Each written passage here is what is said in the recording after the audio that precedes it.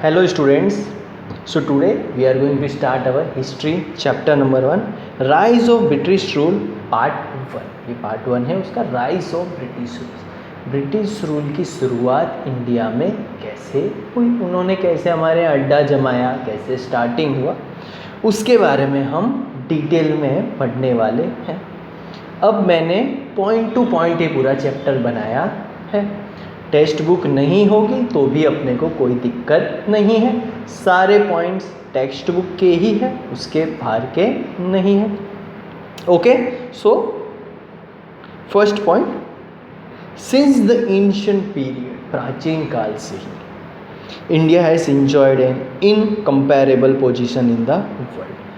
प्राचीन काल से इंडिया की जो वर्ल्ड में पोजीशन है वो इनकम्पेरेबल थी, किसी से भी तुलना नहीं होती थी. क्यों नहीं होती थी? Due to its economic. हम पैसे से बहुत ही रिच थे, हमारी इकोनॉमी बहुत ही रिच थी.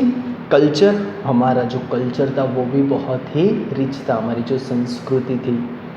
और सी पॉइंट है रिलीजियस इनहेरिटेंस, जो हमारा जो धर्म है वो भी जो हमको हमारे पूर्वजों से, हमारे जो फोर फादर्स से मिल रहा था वो भी बहुत ही रिच था. तो इंडिया की वर्ल्ड लेवल पे बहुत ही ऊंची पहचान थी.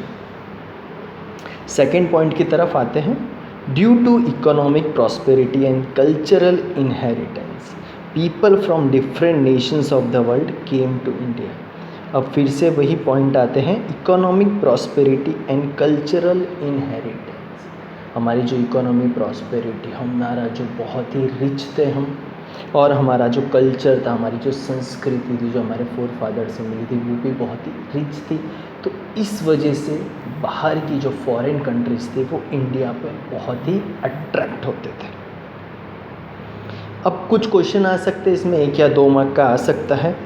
Y people from different nations of the world came to India, तो हमारा आंसर होगा due to India's economy prosperity and cultural inheritance. Okay, getting my point.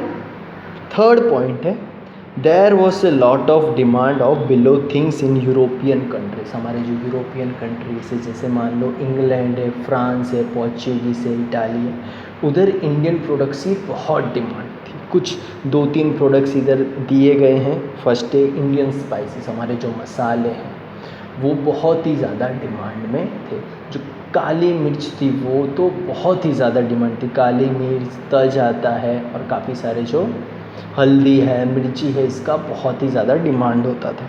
Muslin, जो मलमल का है, सिल्क क्लोथ, जो मलमल के सिल्क के जो क्लोथ थे वो इंडिया में बहुत ही अच्छी क्वालिटी के बनते थे और पूरे वर्ल्ड में इसका एक्सपोर्ट होता था और फॉरेन कंट्रीज़ बहुत ही अट्रैक्टेड थी इस वजह से.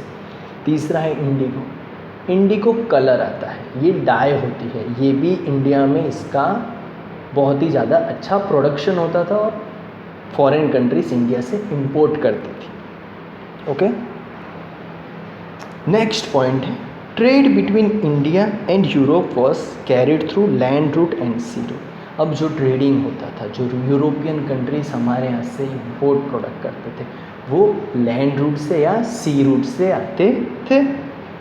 Eight the centre of this there was Istanbul, Constantinople in तुर्की. अब इसी बीच इंडिया और यूरोपियन कंट्रीज़ के बीच का जो सेंटर था वो था कॉन्स्टेंटिनोपल, जिसका आज नाम है इस्तांबुल. ये तुर्की में आया हुआ है. After the conquest of Constantinople in 1453 AD by Turkish Muslim. अब 1453 में तुर्किश जो मुस्लिम्स थे उन्होंने इस पे अपना कब्जा जमा लिया था. किस पे? कॉन्स्टेंटिनोपल पे. इस कारण सर कुछ चेंजेस आए. क्या चेंजेस आए हम देखते हैं. The sea route through Constantinople was closed for the Europeans. अब यूरोपियंस के लिए वो जगह क्लोज कर दी गई थी. अब यूरोपियंस को इंडिया आने का जो रास्ता था वो क्लोज हो गया था.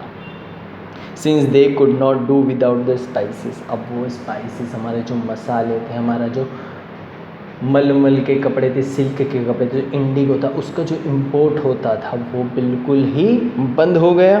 The European felt compelled to discover new sea route. और फिर वो लोग मजबूर हो गए एक नया सी रूट ढूंढने के लिए. So an era of social geographical discoveries began, और फिर एक नया युग चालू हुआ।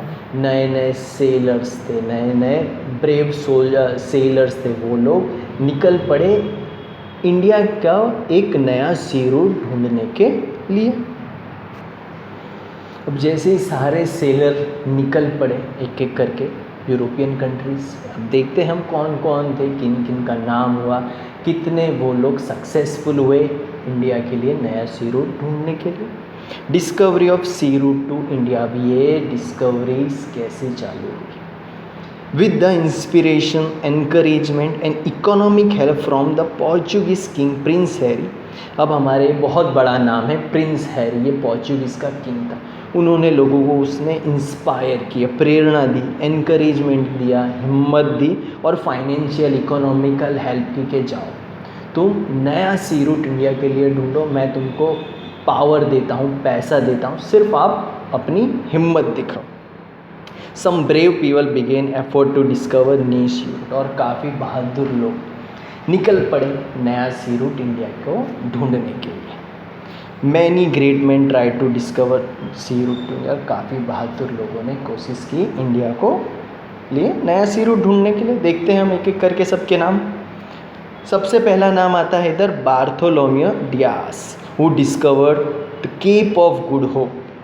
केप ऑफ गुड होप है, आज उसका नाम है केप टाउन, जो साउथ अफ्रीका का कैपिटल है। ये बंदा बार्थोलोमियो डियास पोर्चुगीज से निकला था इंडिया का नया सी रूट ढूंढने, पर ये एक्चुअली इंडिया पहुंच ही नहीं पाया। ये अफ्रीका के साउथ पार्ट में पहुंचा, जिसका नाम था केप ऑफ गुड होप, इसने रखा था। फिर बाद में इसका नाम चेंज होकर केप टाउन बना, जो आज साउथ अफ्रीका का कैपिटल है। अब हम ये वहाँ तक ही रुक गया। फिर नेक्स्ट आते हैं fourth point, with the economic help from the king of Spain. अब ये किंग जो स्पेन का राजा था, उसने भी पहल की।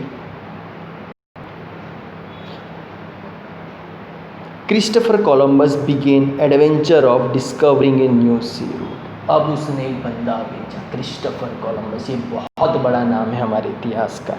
उसने चालू करा, वो निकल पड़ा अपनी नाव, अपनी शिप लेके, स्ट्रगल करते हुए इंडिया की तरफ नया सी रूट ढूंढने के लिए।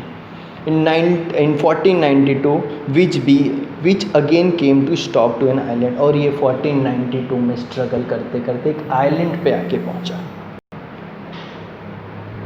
Presently known as West Indies. और आज उस आइलैंड को हम वेस्ट इंडीज़ बोलते हैं। वो एक्चुअली इंडिया पहुंचा ही नहीं था, वो पहुंचा वेस्ट इंडीज़ में, जो अटलांटिक ओशन में आया हुआ है।